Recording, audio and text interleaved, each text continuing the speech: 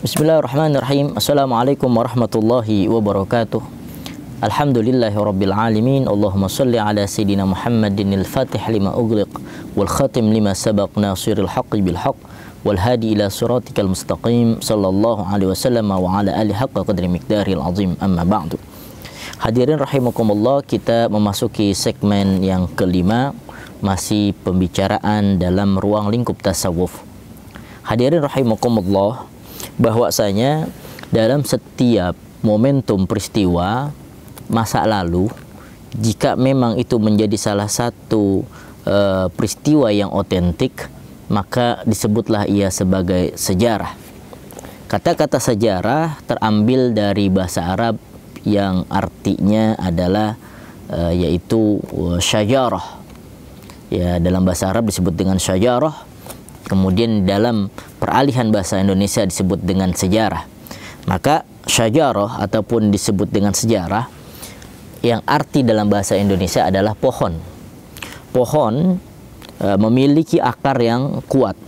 Lalu ditambah ya, ketika akar itu memiliki salah satu menembus ke bawah tanah, memiliki cabang-cabang sebagainya, itu menjadi salah satu pondasi terhadap yang disebut dengan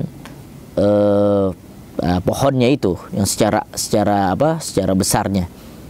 Lalu nanti akan kepada nilai tangkai dan juga bercabang melalui daripada ranting-ranting dan sebagainya. Intinya adalah sejarah adalah yaitu kokoh yang diawali dengan akar peristiwa masa lalu yang didukung oleh data-data otentik, maka itulah yang disebut dengan sejarah. Peristiwa masa lalu itulah yang disebut dengan sejarah.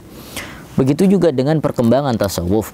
Tasawuf pada awalnya adalah pelaku-pelaku orang yang menggeluti di dalam dunia tasawuf. Ia bergerak pada awal permulaan abad ke-2 Hijriah, yang pada saat itu di antara ulama-ulama yang muncul di abad 1 dan ke-2 Hijriah ini berkembang di kota Madinah, kemudian Kufah, Basrah, kemudian menyebar ke negeri Mesir ataupun Khurasan, Iskandaria dan sebagainya.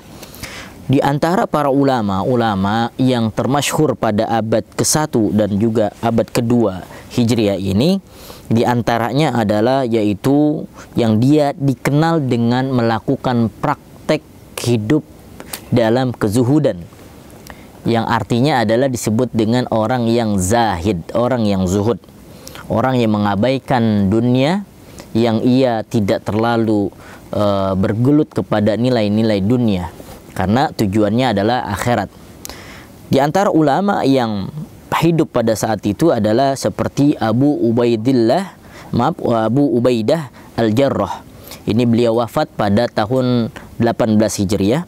Kemudian Abu Zar Al-Ghifari, beliau wafat pada tahun 22 Hijriah. Dan Salman Al-Farisi, dari versi ya, Salman Al-Farisi kita kenal dengan sahabat Rasulullah SAW yang memberikan salah satu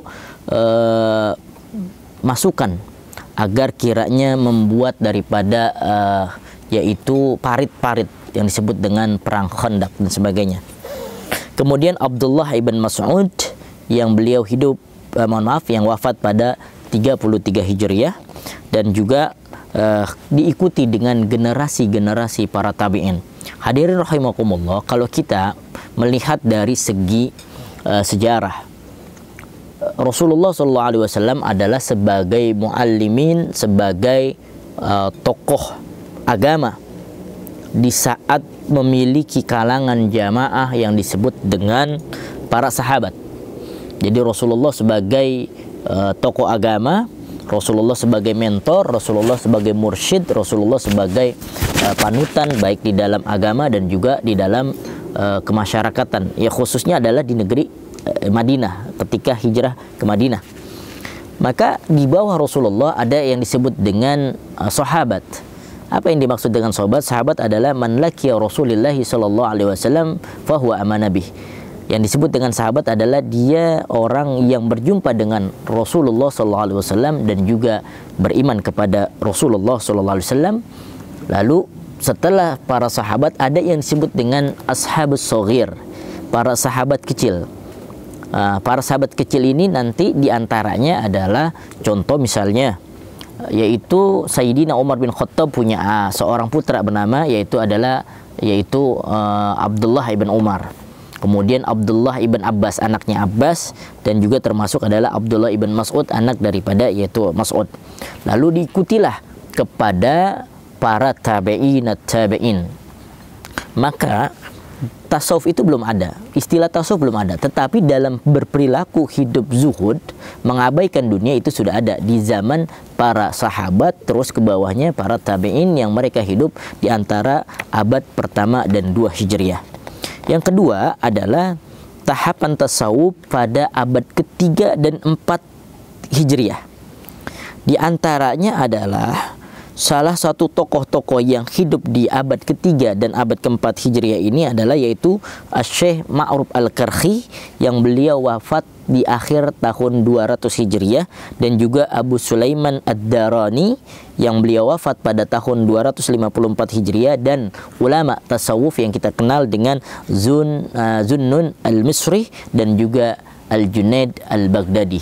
Itu adalah para ulama-ulama yang dia bergelut dalam kezuhudannya, dalam pengalaman spiritualnya untuk mendekatkan diri kepada Allah Subhanahu wa taala pada abad ketiga dan keempat Hijriah.